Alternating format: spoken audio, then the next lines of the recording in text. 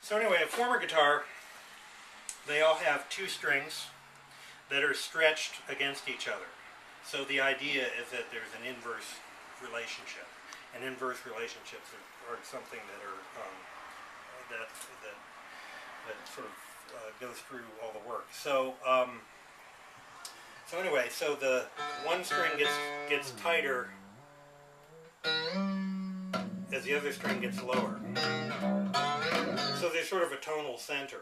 Also, there's this bridge that that moves up and down that divides the strings, and there's pickups on both sides of the strings. Okay, so there's an inverse relationship between the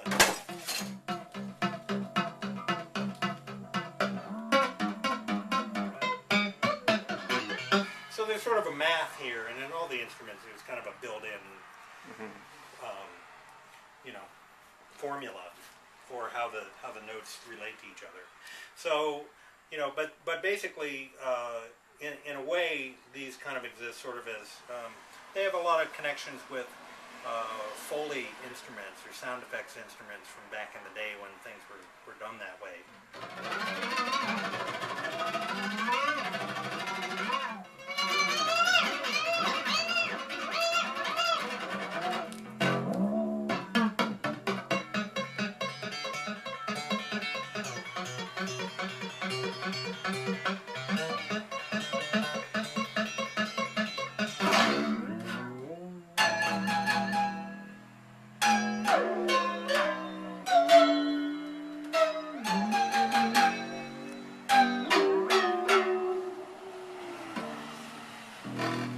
So there's different techniques for the former guitars that are hammer, you know, the hammer idea.